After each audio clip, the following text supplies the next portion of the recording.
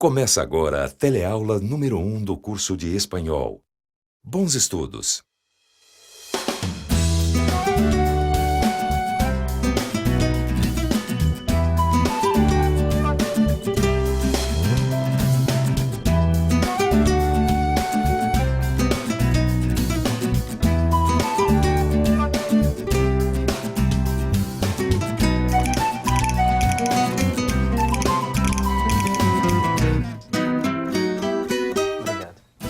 Olá, seja bem-vindo ao Telecurso de Espanhol.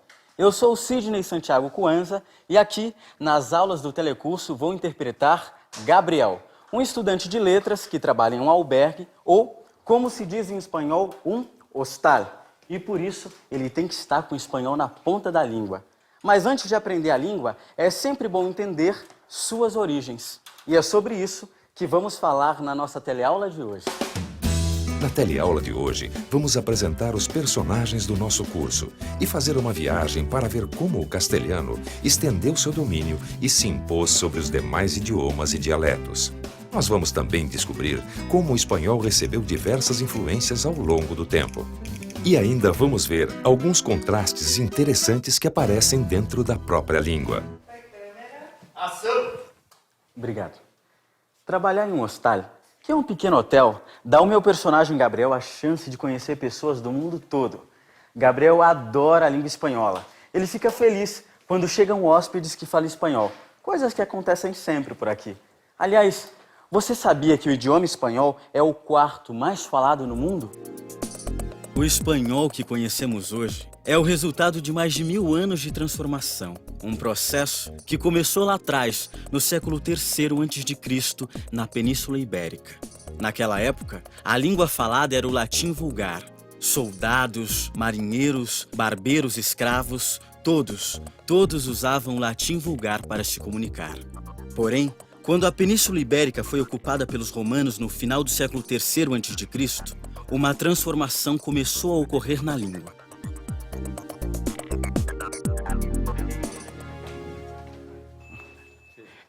Esse daqui é o Federico Erdócia. Ele vai fazer o Pablo, que é um grande amigo do Gabriel.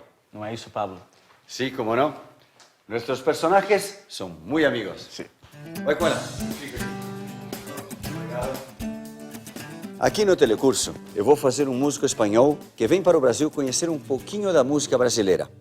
Como vocês estão vendo, está todo mundo trabalhando para deixar os programas estupendos, para você aprender espanhol de uma maneira especial. A língua espanhola sofreu diversas influências em diferentes momentos da história. Ele incorporou palavras originalmente de línguas pré-latinas, como o grego, o euskera ou o celta. Foi a ação dessas influências que a transformou na língua que conhecemos hoje. No começo do século V d.C., a invasão dos visigodos fez com que palavras germânicas também entrassem no idioma. 3 séculos mais tarde, a conquista da península pelos árabes introduziu várias palavras desses povos na língua espanhola. Do francês vem a influência dos eclesiásticos e de muitos peregrinos que faziam o caminho de Santiago de Compostela. Foram eles que trouxeram a parte francesa do idioma. A dominação da Itália pelos aragoneses fez com que a Espanha sofresse influência da moda e da literatura italianas. O primeiro registro escrito de que se tem notícia em castelhano são as glosas emilianenses, escritas entre os séculos X e XI. Viram só? Foram muitos os povos que ajudaram a criar a riqueza da língua espanhola.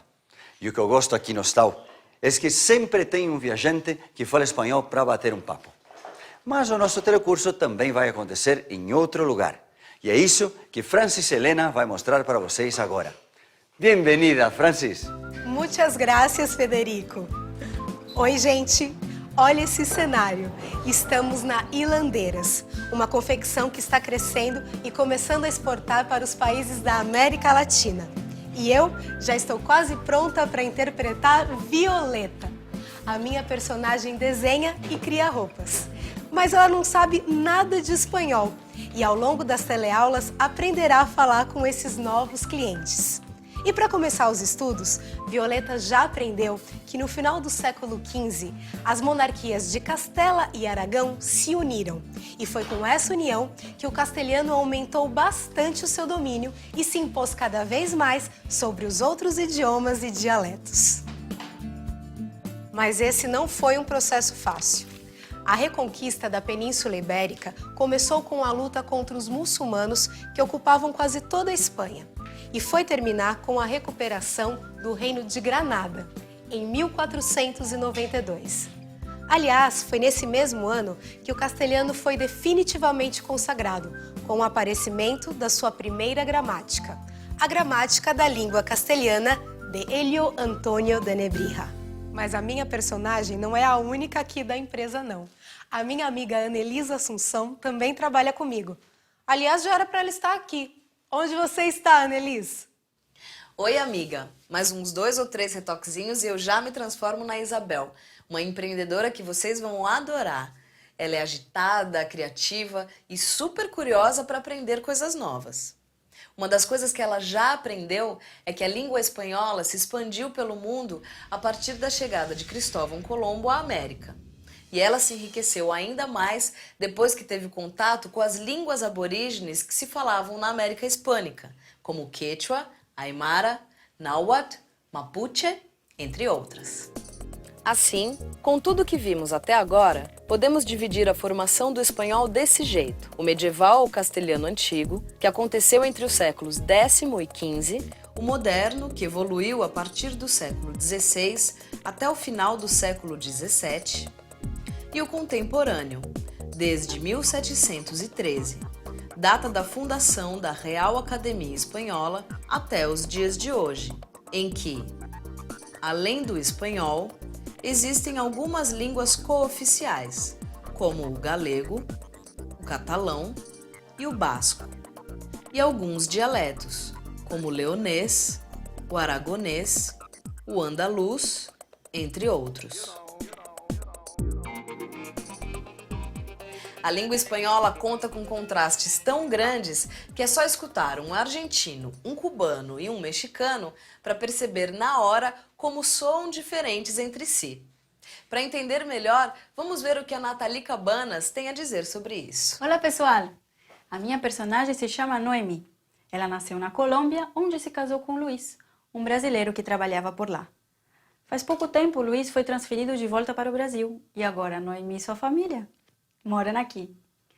Mas vamos voltar para a aula. Como já vimos, o espanhol que conhecemos hoje sofreu tantas influências que cada lugar tem suas próprias peculiaridades, sobretudo na sonoridade, também nas expressões e nas palavras que são usadas.